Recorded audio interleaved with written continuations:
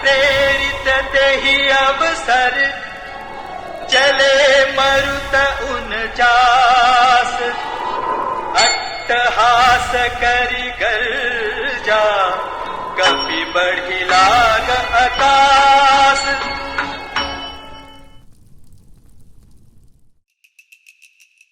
हरि प्रेरित तेहि अवसर चले मरुत 49 अट्टहास करि गर्जा कपि बढ़ी लाग आकाश। ये रामचरितमानस के सुंदर कांड का 25वां दोहा है। हनुमान जी ने जब लंका में आग लगाई उस प्रसंग पर तुलसीदास ने यह दोहा लिखा है। इसमें कहा गया है कि लंका में आग लगते ही 49 प्रकार की मरुत अथवा पवन चलने लगी। क्या आप जानते हैं कि ये 49 प्रकार की पवन क्या होती हैं? अधिकांश लोगों को इस बारे में कोई जानकारी नहीं है, लेकिन हमारे प्राचीन ग्रंथों में वायु के प्रवाह के पूरे विज्ञान को विस्तार से बताया गया है। ये उतना विकसित था जितना आज के वैज्ञानिकों को भी नहीं पता। आधुनिक विज्ञान अभी तक यही मानता है कि वायु एक ही प्रकार की होती है, लेकिन उसका रूप बदलता रहता है, जैसे कि ठंडी वायु, गर्म वायु और समान वायु। प्राचीन भारतीय ग्रंथों में वायु की 7 शाखाओं का वर्णन मिलता है। इन्हें सप्त वायु भी कहते हैं। ये पूरा वर्गीकरण यजुर्वेद, स्कंद पुराण और सूर्य सिद्धांत समेत कई ग्रंथों में मिलता है। जल के भीतर जो वायु है उसका अलग नाम दिया गया है और आकाश में स्थित वायु का नाम अलग है। अंतरिक्ष में जो वायु है उसका नाम अलग और पाताल में स्थित वायु का नाम अलग है। नाम अलग होने का मतलब यह है कि उसका गुण और व्यवहार भी अलग ही होता है। उस आधार पर जो 7 प्रकार तय किए गए हैं उनके नाम है प्रवह, आवह, उद्वह, संवह, विवह, परिवह और परावह। पहले बात प्रवाह की। पृथ्वी को लांघकर मेघमंडल पर्यंत जो वायु स्थित है उसका नाम प्रवाह है। वह अत्यंत शक्तिमान होती है और वही बादलों को उड़ाकर इधर उधर ले जाती है।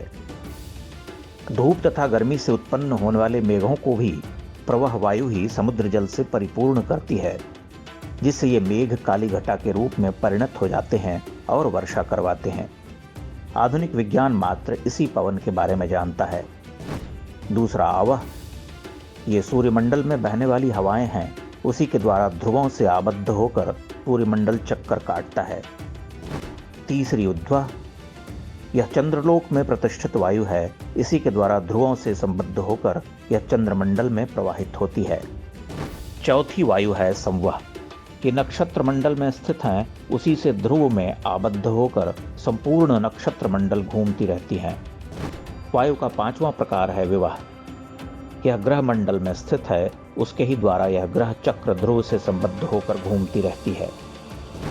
छठा प्रकार है परिवह। यह वह वायु है जो सप्तर्षि मंडल में प्रवाहित होती है, इसी के द्वारा ध्रुव से संबद्ध हो सप्तर्षि आकाश में भ्रमण करते हैं। वायु का 7वां प्रकार है परावह। इसी के द्वारा ध्रुव चक्र तथा अन्यान्य मंडल एक स्थान पर स्थापित रहते हैं। इन 7 वायु के 7 गण हैं, जो ब्रह्मलोक, इंद्रलोक, अंतरिक्ष लोक, भूलोक की पूर्व दिशा, भूलोक की पश्चिम दिशा, भूलोक की उत्तर दिशा और भूलोक की दक्षिण दिशा में विचरण करते हैं। इस तरह 7 गुणा 7 यानी 49 प्रकार के पवन होते हैं। वेदों में इन्हें मरुत कहा गया है, जो देवों के रूप में विचरण करते रहते हैं। सनातन वैदिक धर्म में प्रकृति के गूढ़ विज्ञान को देवताओं के रूप में समझाया गया है। पवन के 49 प्रकारों का वर्णन भी इसी तरह से है। जो बातें इनमें बताई गई हैं वो आज के मनुष्य की समझ से परे हो सकती हैं, लेकिन हो सकता है कि कुछ वर्ष बाद कोई पश्चिमी वैज्ञानिक इन्हीं बातों को अपनी खोज के रूप में प्रचारित करके नोबेल पुरस्कार प्राप्त कर ले। अपने प्राचीन ज्ञान और विज्ञान के बारे में जानिए, ताकि कोई बाहरी उसे लूटने का प्रयास न करने पाए।